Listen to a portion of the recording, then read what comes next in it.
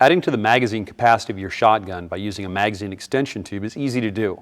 On the Remington 870s, 1187s, and some 1100 special fields, however, there's a crimp near the front of the tube that needs to be removed so your shells will slide past and allow a higher capacity. Before working on any firearm, always make sure it's unloaded and the chamber and magazine are clear. Under the magazine cap of your 1100 special field, 870, or 1187, you'll find this magazine spring retainer. Just like the name says, this plastic magazine spring retainer holds your magazine spring in place.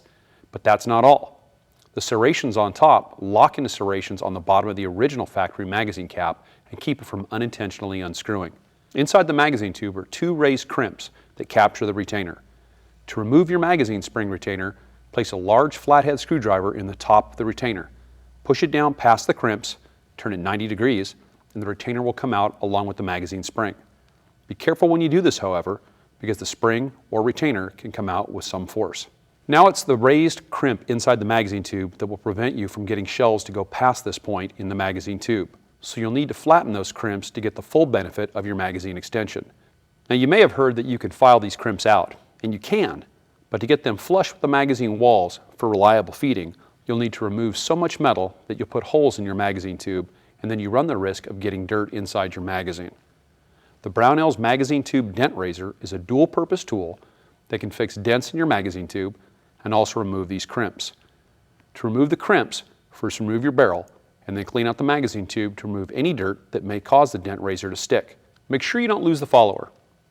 Now screw in the handle and place some gun oil on the dent razor and inside the magazine tube.